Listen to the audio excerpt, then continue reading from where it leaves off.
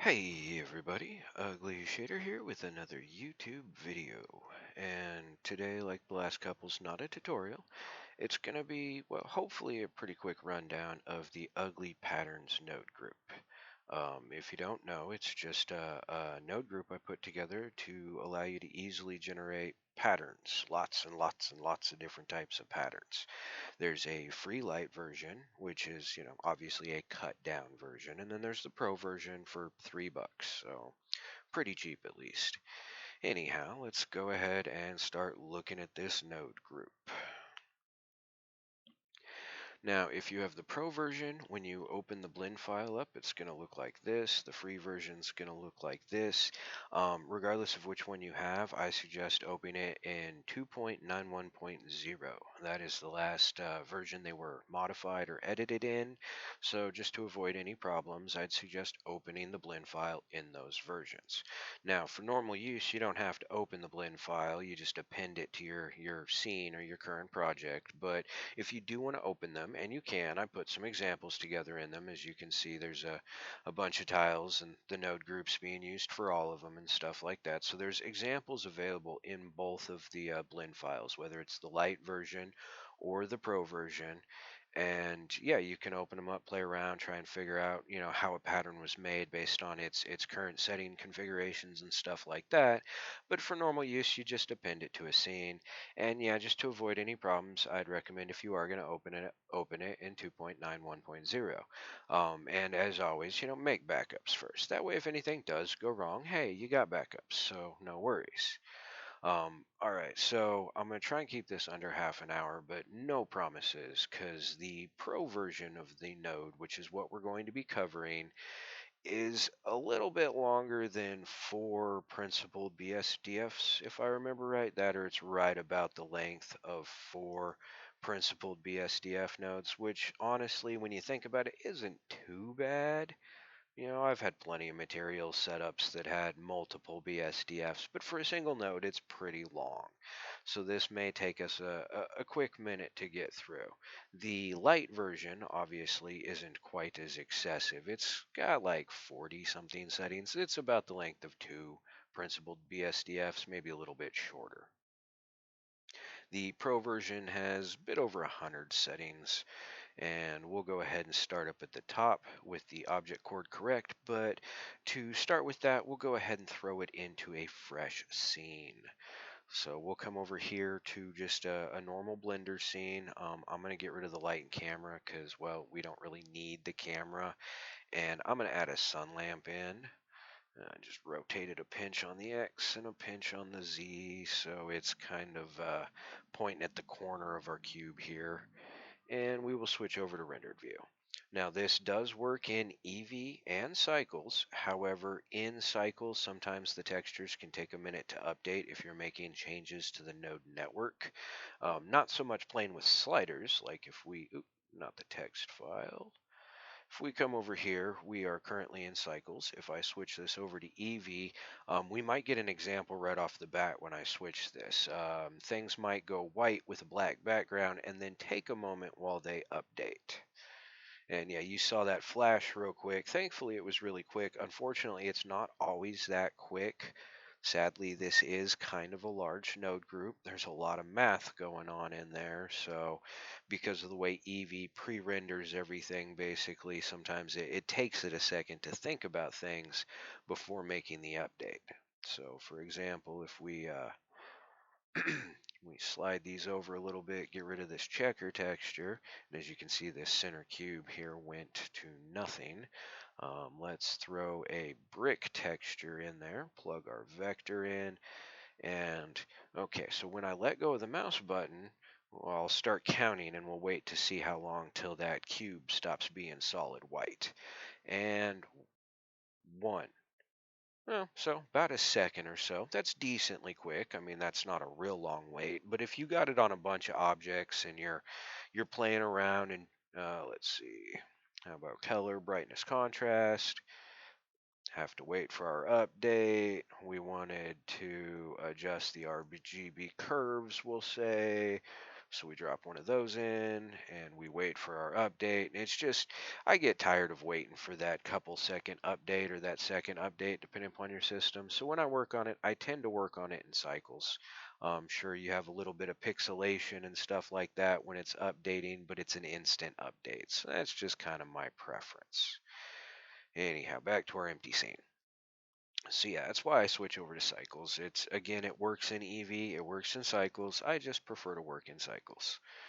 All right, so to get it in, we just append it. So we click on File, go to Append, navigate on our computer to where we have the node currently stationed, and we can either double click or we can single click and select Append, and it'll open up our blend file.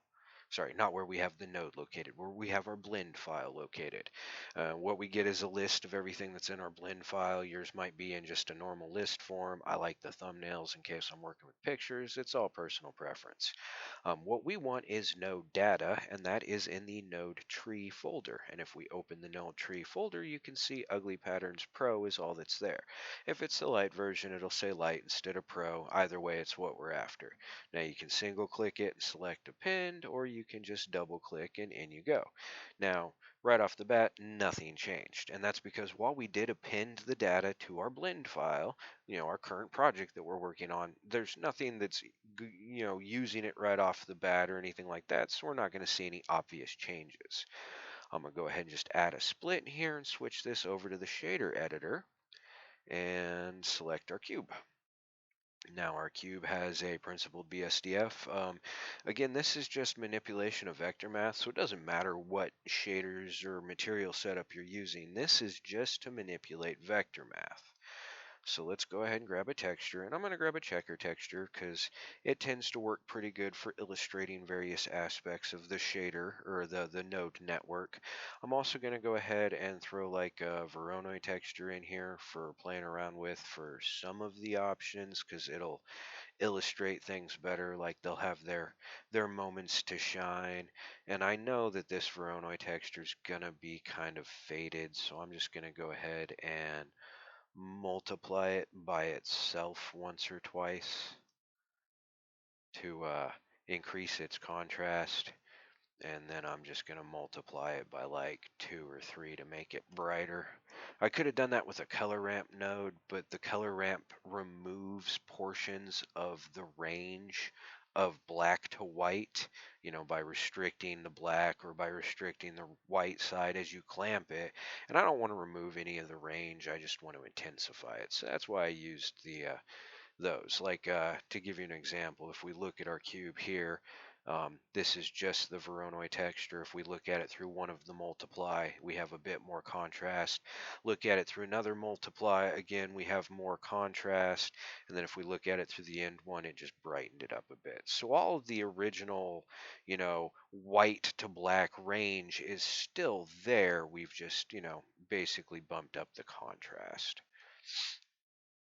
Okay, so now by default, these Blender textures, the vector information is pre-programmed to be world coordinates, just generated world coordinate information.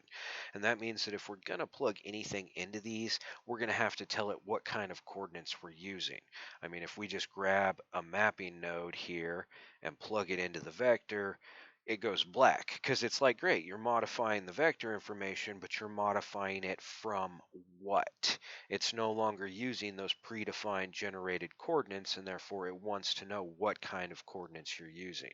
Since the node group manipulates vector information, we're going to want a texture coordinate node at the beginning of our material so that we can tell it what kind of vector information we're using. And as you can see, bam, nothing. All right, so no change. This generated is the same as the default of what it uses. All right, and that's it. We have our shader, our output, our vector information, and our texture. That's all we need to be able to use this node. Now, we've already appended it, which means all we have to do to get it in there is, well, for me, it's Shift A. I don't know if that still works in newer versions of Blender because I'm still using the 2.7x shortcuts, and I probably always will. They were so fast, it's not even fair. Anyway, if you're not using those or if Shift A isn't your option, you just select Add. Oops. And in the group category, we now have ugly patterns. Whether it's pro or light, doesn't matter. It'll show up in your group category once you have appended it. So we select it, we drop it in place, and we stretch it out a bit so it's, easier to read. We're actually going to go ahead and get rid of that mapping node because we don't really need it. Scoot this over, scoot that over. Yeah, that's fine where it is. Okay. So by default, we're running off of generated coordinates. And as you see, just like a mapping node, when we dropped it in place, nothing happened. It had no effect whatsoever. And that's intentional. It's so that you only have to worry about playing with the settings you want to play with, and you don't have to go through the node and like adjust things so that it looks like a normal texture before you start playing with it. By default, it comes in and does nothing. Okay, now it's set up to work with generated UV and object-based coordinates. For UV, obviously, it's going to follow the UV map. For generated coordinates, it's based off of the world origin point. And for object coordinates, it's based off of the object's origin point, if I recall correctly. That or it's the object's center of mass. I think it's the origin point, though. Anyway, so I recommend using object-based coordinates because they tend to work the best with the the rho, theta, and phi conversions, and the map, or not map, but mirroring options, so that you can mirror the tile or the pattern against itself. And yeah, because of that, I suggest using object-based coordinates. However, there is a bit of a problem with the math. So if you watch our cube, when I plug in the object coordinates, it goes dumb. It stretches out the pattern, squeezes it all up to one of the corners of the cube, and just leaves stretched chunks of the pattern behind where it was. Because of that, the very first option in line is set up so that when you're using object-based coordinates, it can correct the errors in the math and make it appear as though it's just generated coordinates.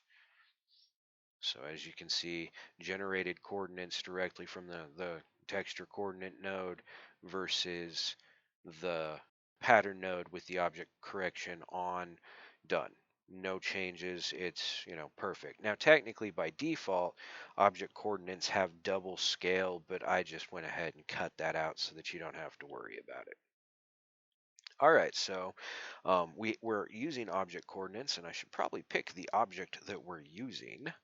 And yeah, so here we go. Um, when using the rho, theta, and phi calculations, I do suggest using object-based coordinates and the coordinate correction. It just tends to work out the best. Now, keep in mind, you don't have to use the coordinate correction depending upon what you're trying to make your pattern look like. If you're using some of like the rho and theta and stuff, as well as the mirror options, you can generate some pretty cool looking, still symmetrical patterns by turning that off because of the mirror effect, as well as if it's not quite centered, the mirror option, where are we, has the ability to offset its center point location. So you can make corrections. So you don't always have to use the object coordinates if you're using the object coordinate correction if you're using object coordinates. It's just there to, correct the original coordinates so that they look as expected, I guess you could say. All right, so we have two different rhos and two different thetas. Now, I'm not a mathematician, and I might be wrong about this, but everything I dug through, all the equations and formulas I could find, when it came to calculating rho for a cylinder or for polar-based coordinates, all the calculations were the same. However, for a sphere, they were different. And same situation with theta, only for theta, the polar coordinates were the different set of calculations or formulas, and all of the formulas and maths that I could find for spherical and cylindrical theta were the same. And then phi, of course, is for when you're using spherical coordinates on a sphere. Well, I suppose I could throw a sphere in the environment and a cylinder in the environment so that we could look at those real quick. Let's make you 128 by 64. Hopefully that'll be smooth enough. Yeah, let's bring it out the x-axis. There we go. And let's go ahead and add a cylinder, and let's make you 128 vertices. Keep them smooth, We can just use the same material on all of them, and I'll delete those in a second. We'll go back to playing with the cube. But okay, so by default, coordinates on a cube gives you the checkerboard across the cube. By default on the cylinder, it stretches and squeezes some of the side while in order to wrap the checkerboard around the outside of the cylinder while maintaining the appearance of the checkerboard at its given scale on the positive and negative z axes. So if you look at the side and you're like, well, this stripe is skinnier than that stripe, it's because if you look at the top where those stripes meet the side, there's more of the square exposed here, creating a larger stripe running down the side than there is here for that little black one. And that's where you get those differences. And that's default just object-based coordinates for the cylinder.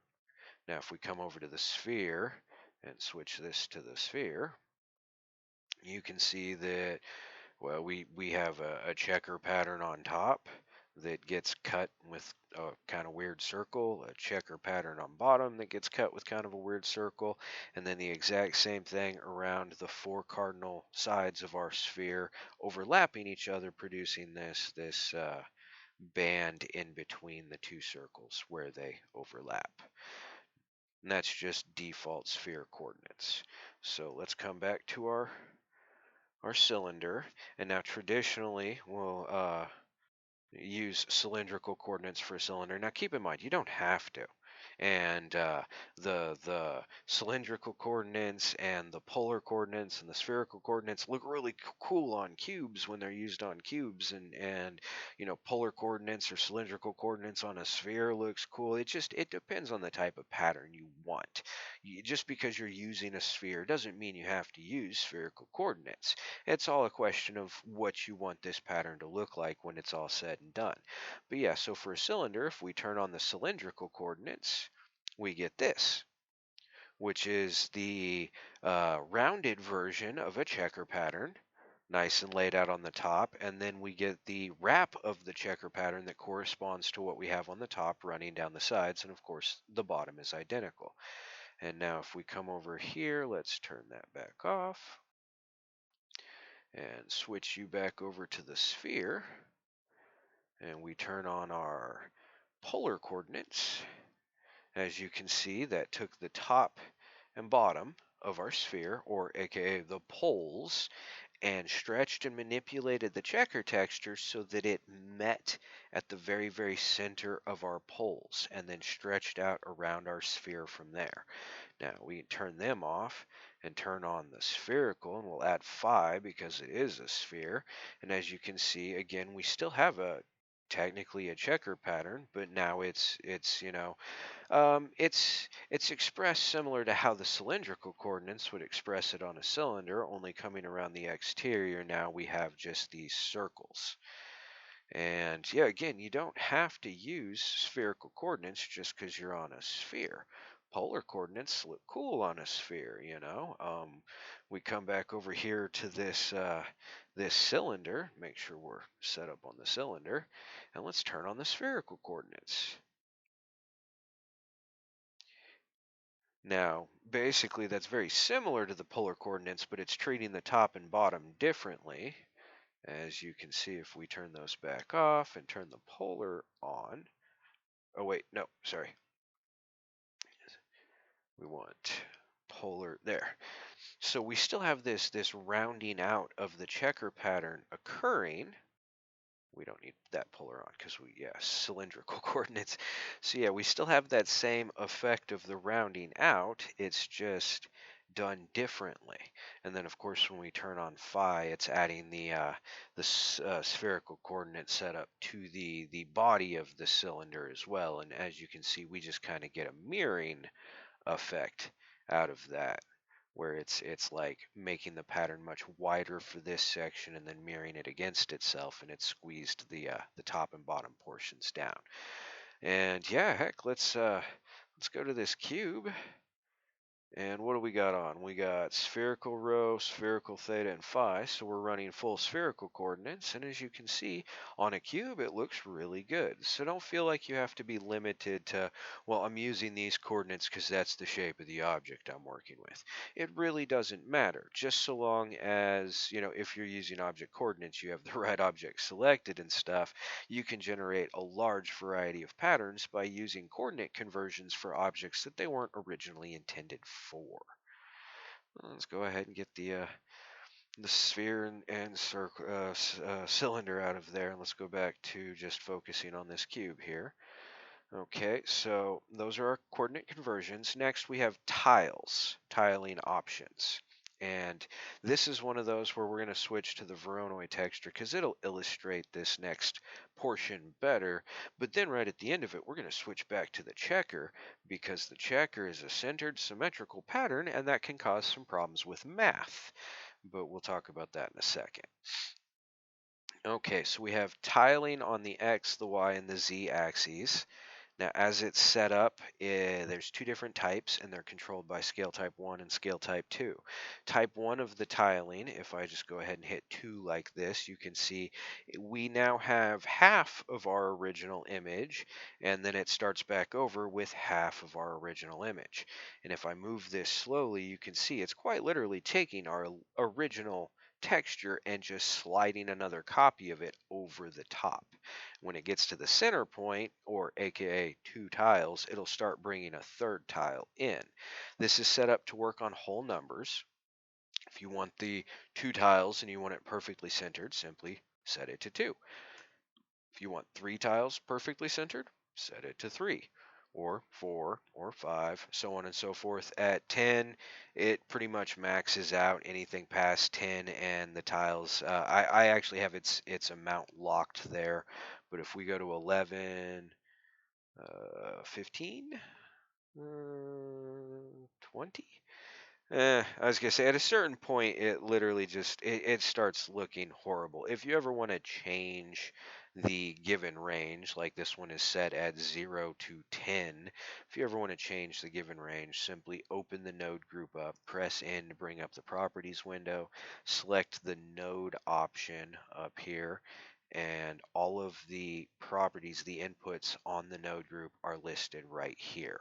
You simply select the one you want to make an adjustment to. In this case, it would be X tile scale type 1. And you can see default value of 1, minimum value of 0, maximum value of 10. All you have to do is change the maximum or the minimum or the default, and it opens the range of that. So if you ever want to make custom adjustments to the predefined ranges and change them, it's as easy as that.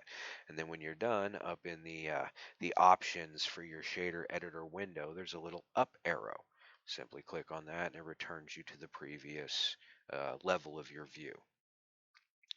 All right, so yeah, as you can see with scale type X, it just kind of or type 1, it kind of slides a new copy of the image, but it's not changing the size of the image. Nothing's happening to the original image. It's just getting more layers of itself scooted over the top. Type 2, on the other hand, quite literally squeezes down the image, scales it on the x-axis at a locked point to tile itself while, scaling. And you can work them together, scale it twice that way and then scale it twice that way. And now you got a real weird pattern going on. Admittedly, that doesn't look great. It'd probably look a lot better with mirroring, but we're just learning about these options. And by default, oops, 0, not 2. By default, type 1 is a value of 1 and type 2 is a value of 0. And again, they just work on whole number increments. You don't have to use whole number increments, but if you want them centered, they work best with whole number increments. And by default, they have no effect until you adjust their scale. Now we're going to switch back over to the checker texture and talk about the problem with perfectly symmetrical centered materials. Let's zoom in on this thing. Decimal point. There we go. All right, so our point of origin is directly in the center of this square. We're an orthographic view, meaning there is no perspective of depth, and we're perfectly centered on this cube, so we're looking directly at the middle, so our point of origin is perfectly centered. We're going to use that as reference to see what happens to this when I tile it. Tile it on the X, tile it on the Y. Now let's add one layer to it that direction and one layer to it that direction, and we're not centered anymore. It's a byproduct of perfectly symmetrical patterns and how the tiling works. We have tiled, you saw when I tiled on the y-axis, it doubled the height and kind of made it look like it was mirrored against itself. Same thing when I tiled on the x-axis. Because of how a checker pattern works and how it stacks up next to each other, it can produce this effect. And that's what this tile correction X, Y, and Z are for. You simply correct it on the axes that you have tiled if you were experiencing that offset issue as the result of a symmetrical texture. And this works with any of the Blender built-in textures, but it'll work with anything. It's just vector math. It'll work with image textures. It'll work with anything. So yeah, anytime you're working with a perfectly symmetrical centered uh, texture or material or whatnot, it can cause that problem, and that's what those corrections are for there. All right, main split. Main split will look better if we're playing with the Voronoi. Okay, so this is our Voronoi. Main split kind of works like the tiling where it slides things over, but it's sort of meant to be used in conjunction with the mirroring function. So if we turn mirroring on and then play with our main split, it manipulates the math in a way that now we're coming in from the sides, as you can see like that. So it's just a way to yeah, it's just meant to be worked with mirror. It works like the tiling, and it doesn't squeeze on the center quite the same way. As you can see that these pieces of our tiled setup are much wider than our center piece because it doesn't create the split in the center. So yeah, it's a way of basically splitting and tiling the image, but working a little differently than the original tiling feature works. And yeah, x axes, y axes, z axes. And as you might notice, let's see, value of 3, value of 4, value of 5. This isn't starting to have an effect until I reach a value of 5, and you'd be like, well, why didn't you just adjust that in the nodes so that it, starts at 0 automatically? And to that I say, like, let's turn this mirroring feature off and then start playing with it, and it has an effect right off the bat. Load the checker texture back in, factor, plug you in, and start playing with it. And there's no effect, no effect. Oh, now it's having an effect, and it's having an effect at a value of roughly 2 or so is when it's starting to have an effect. And as you can see with the checker texture, it's not having the same effect as it had with the Voronoi texture. With the Voronoi texture, it was almost identical to the tile X scaling and sliding another copy of the image over the top. However, with this checker texture, you can see that it is sliding another copy, but because of that, it's reducing the appearance of this section here. And because it's a checker texture, that creates a very specific look to it. So yeah, I mean, it depending upon how your configuration with other things are, it will start having an effect at a different time, or it can start having an effect at a different time. And there's just a lot that can determine when it starts having its effect. So if you're playing with it and you're up to like a value of 4 or something and it's not having an effect yet, just keep going with it. No worries. There's probably a good chance that because of the current equation that you're using as an input, or the current, math that you're using as an input, your output has been modified accordingly. So yeah, those are the main splits. And then we have two different types of scale for the repeat. And basically it works like an image scale, but we have two different ways that it works. We can scale the image down just like you'd expect, like with the second form or type 2 scale of the tiling, or we can squeeze the image, leaving nothing behind it, and stretch. And this is more of a scaling feature, again, intended to be working either with like the mirror mode or the diamond modifier. But yeah, it gives you a way of compressing the texture from both sides. Again, similar to how tile Scale 2 works, where it squeezes the image, only instead of just forever squeezing the image, and we can see it as easily with mirror off as we can with mirror on. Turn that back off. But instead of just squeezing the image, it squeezes the image and then exposes, I'm not even sure what we would call it. It's like a default color management that sits behind the image.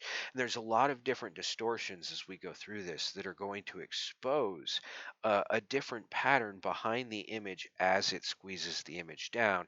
And that was so that you could get the oh, I don't even know what to call them, but it adds an option for how you can create different textures and patterns and stuff in this node group. So yeah, those are our repeats. Now we have an image location, but because of that backing layer that's set up to be used, moving our image in the positive direction will expose that. We can move it in the negative direction, and we get about two procedurally generated images worth of movement in the negative direction, and then you can see we have a splitter and it starts to repeat itself. That's a byproduct of the math and how we're manipulating the vector. If you want traditional image location adjustment, as far as like something where you don't run out of image, oh, vector. Oh, not displacement, come on, mapping. You can just use a normal mapping node, and that's, oh, actually, I guess never mind. That's just reversing the orientation. Now positive numbers give us the repeat tile and negative numbers. You know what? I don't know if you can actually move the image location very far in any direction anyway when on object coordinates. It might be different on generated coordinates. It's just, it's part of what helps generate a lot of the patterns, being able to have that extra layer behind it. I guess I didn't have enough forethought when I originally created that, so technically you're a little limited on image location, but you do have enough location adjustment to be able to change the current pattern that you're looking at, especially when using a mirroring feature. Speaking of mirroring features, that's what we're on next. And it just mirrors the objects on the or the texture on the X, Y, and the Z axes, and they work perfectly fine with all the different rows and thetas and stuff like that. So yeah, you can put any kind of setup you want together and then use the mirroring functions, and it works fine. In the mirroring functions, we have two different options. We have an offset, which quite literally just moves the center position of where the mirror line is, basically. And then we have distorts, which allow you to stretch or squeeze the texture, and again exposing that rear section, that portion behind it. And see if we can illustrate a useful, oh no, oops, no, scale the X offset back over like that. So there you go. Now you can tile it while using this separating line and then correct its position with mirror offset. And I bet that's supposed to be -25 to be perfectly centered. Yep.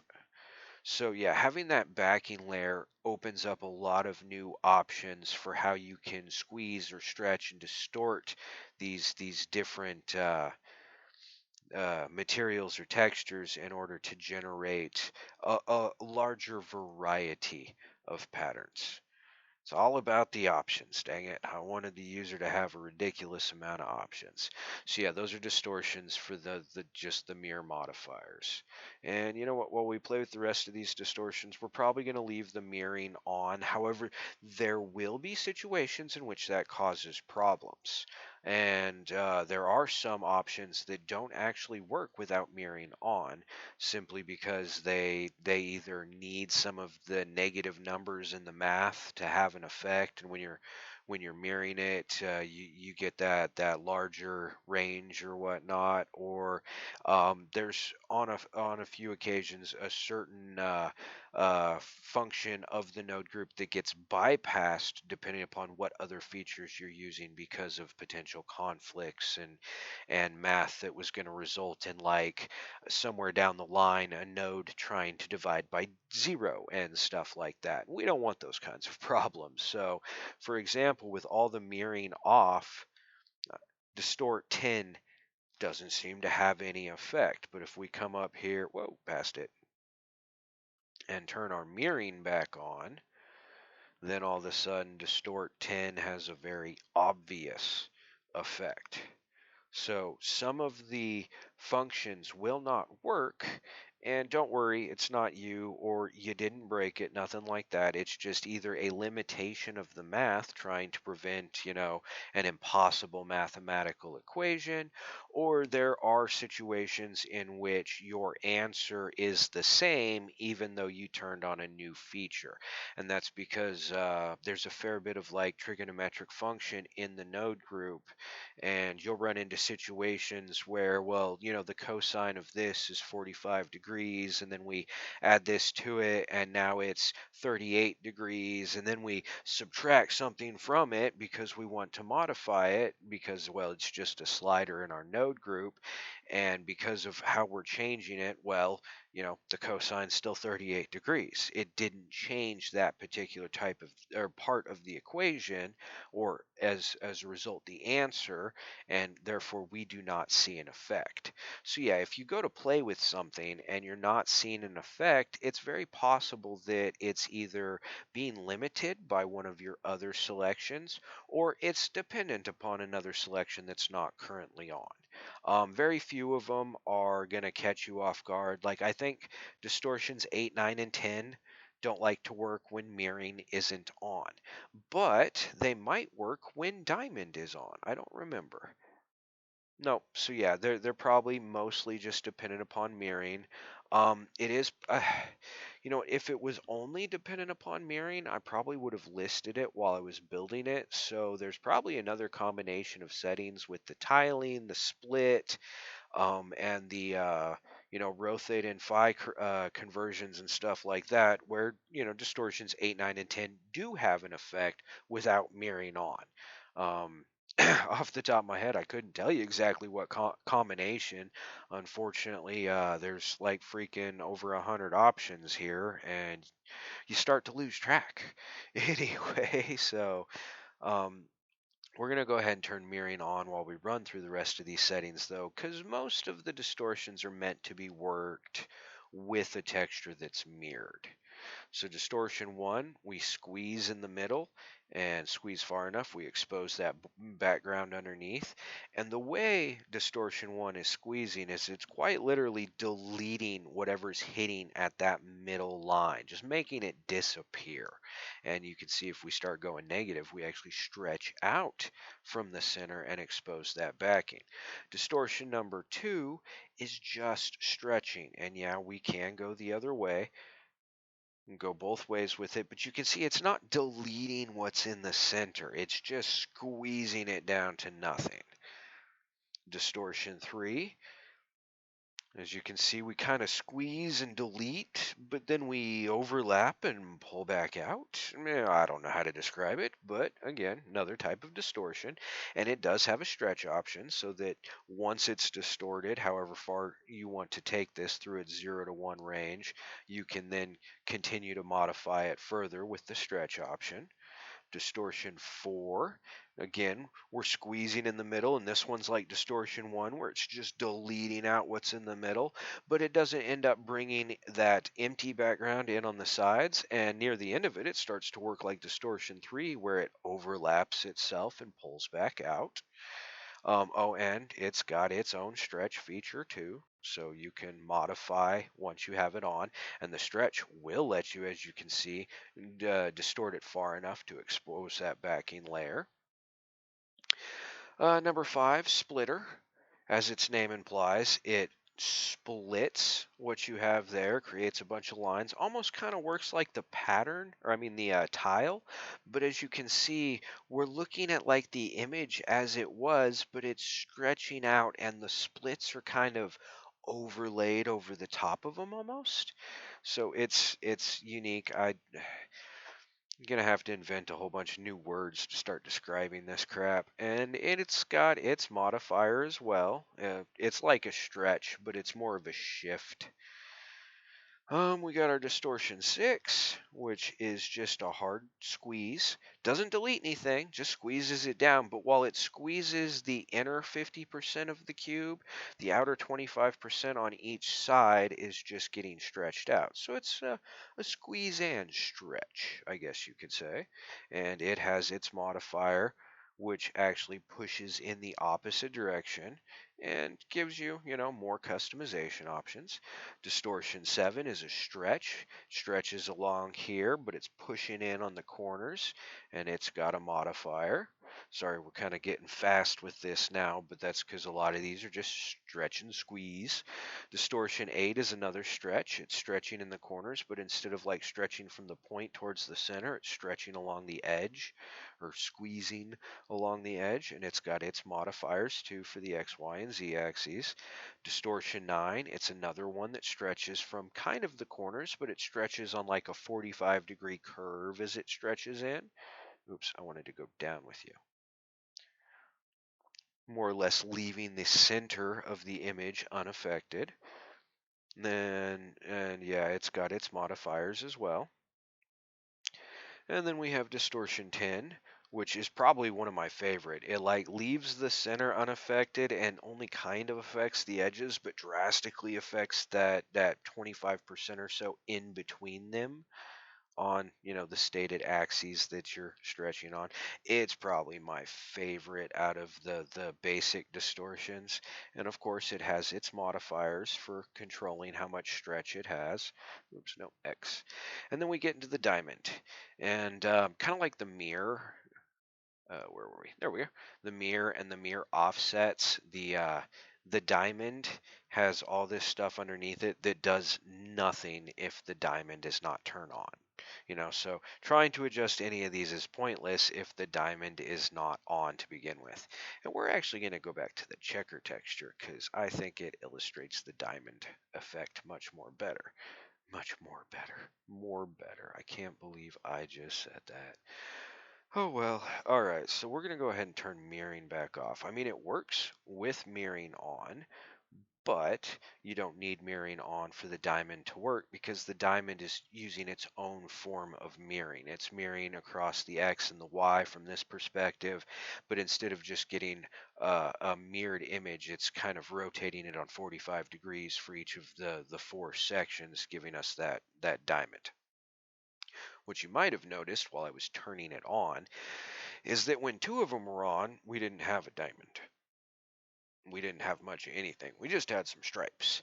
And that's also another thing that technically you could consider a feature. When you turn on any two of the diamond options, it will restrict your material to those axes. So if I leave Z off and turn on X and Y, Z is blank on positive and negative, but for positive and negative of X and Y, we have the stripes running all the way around. Likewise, if I turn Y off and turn Z on, now Y for positive and negative is blank, and our stripes run X and Z. And of course, if I turn X off and turn Y on, well, now X is blank for its positive and negative, and our stripes run around. And that can work in conjunction with some of, I think the scaling features. Wait, that's X. Let's look up here. Wait, what do I have on? I have Y on. I can't.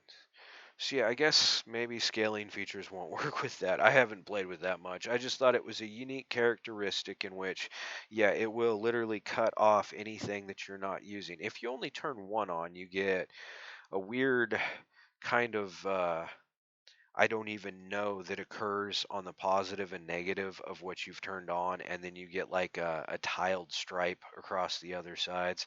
And obviously, this is going to vary depending upon what material you're using. If we go back and look at that Voronoi texture, it's obviously going to have a very different look. So we are currently, let's go back down here, highlighting the y-axis. So this is what it's doing on the y-axis to our Voronoi texture.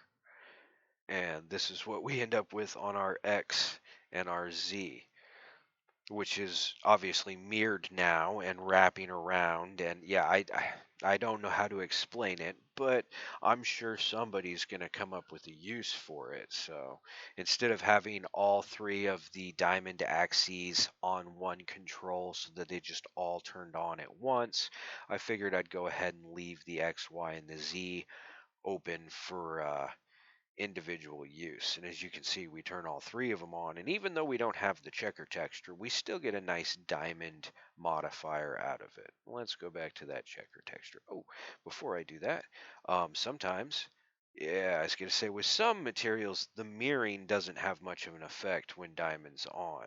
But with this one, we have a nice look. And then I bet if we offset our mirror, yeah, we can play around with the position on the side as well as the pattern on the top. Anyway, let's turn that back off. I'm going off on a tangent, getting carried away.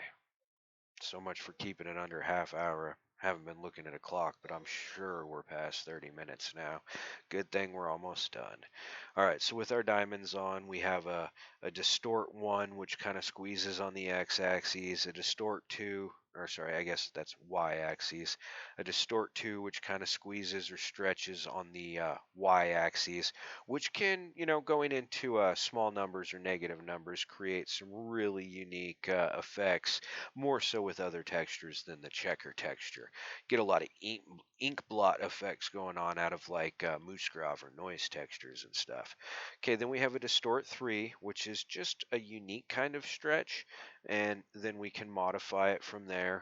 It's stretching very similar to how 1 and 2 are, but they can be used in conjunction, which can result in a different level of modification for the pattern itself. So obviously, I'm going to leave them.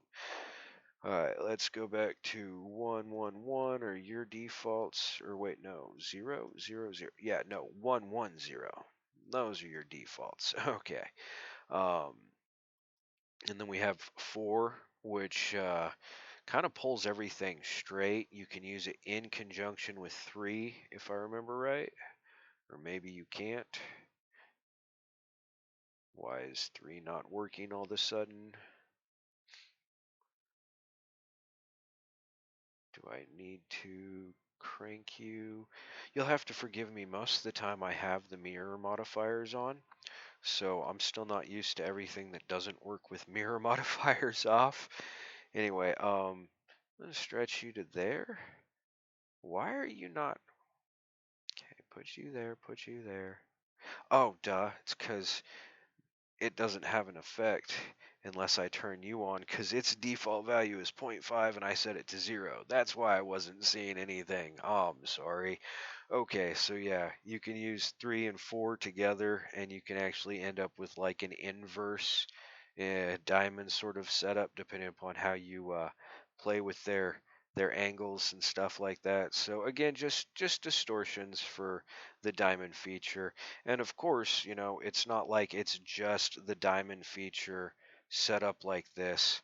We can play with any of the other distortions that'll work without mirror, or we can turn mirror on and really start going to town with how we set up our particular settings. Ooh, and let's go ahead and turn you to like 15, and let's see, let's distort you like that, and turn on you, and stretch that, so on and so forth. So you can use like all of these features at the same time, provided their math isn't going to conflict or that none of the sections that you're trying to use have been bypassed as a result of some of the other sections you're trying to use. Let's Control Z a bunch of that.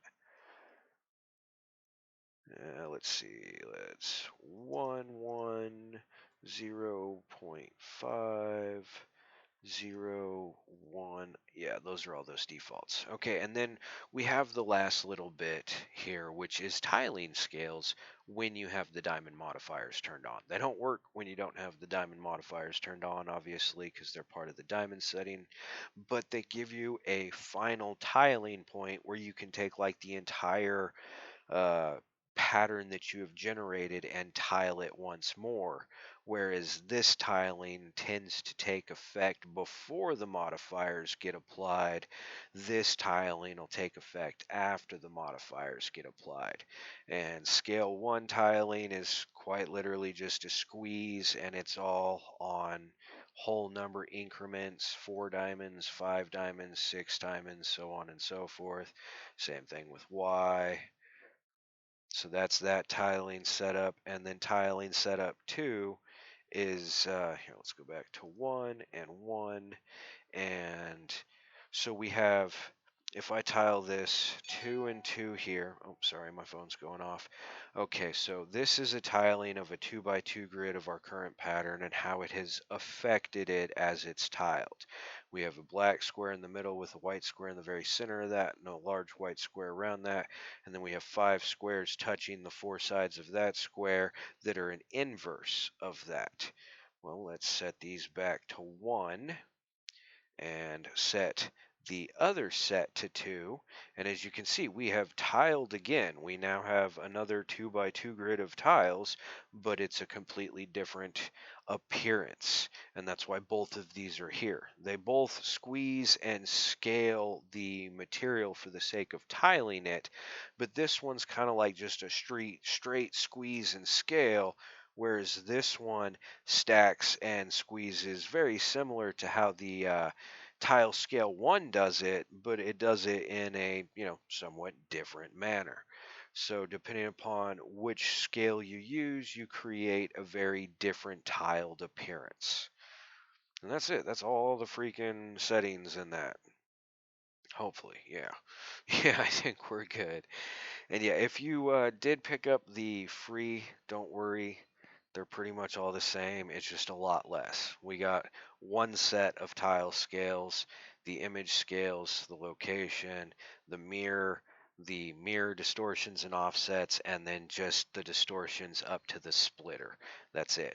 You don't have the rho, the phi, the theta. You don't have the other sets of tiling. You don't have the other 5 types of distortion or any of the diamond distortions. I'm sorry, it's a very cut down version of the node, but it is free. So yeah, that's the lite node.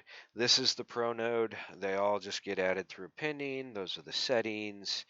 And it's just vector math so that you can create whatever patterns you feel like creating easily without having to understand any of the trigonometry or calculus or any of the other math that was used to do it. Oh, yeah, that probably definitely went on for longer than 30 minutes. I'm sorry. Next video is actually going to be a tutorial. I've had a couple people recently, somewhat really recently, like the comments on the YouTube channel, asking for the blend file from the very first tutorial video I did, the swirling fire in space, the one with the worst audio ever. And I haven't had that blend file for a long time now. So I'm going to sit down in a newer version of Blender, either the 2.83 long-term service edition or the 2.91.0, which I'm currently really liking on, and I'm going to redo that tutorial for those people. So next video coming out is going to be a tutorial. After that, I'm going to make another one of these big nodes and make a pro version and a light version, but instead of patterns, it's going to be for making masks, generating masks for different details and designs, and it'll probably work really well in conjunction with this node. So I'm kind of looking forward to that. That's it for now. I got to get back to work. So, y'all have a good one. Thanks for listening. If you did pick up the node, whether you got the free one or the paid one, thank you. Every download helps me stay motivated just that much longer, and the paid for downloads definitely help me continue to keep doing stuff like this. So, I appreciate all of you, and until next time, as always, enjoy creating things your way.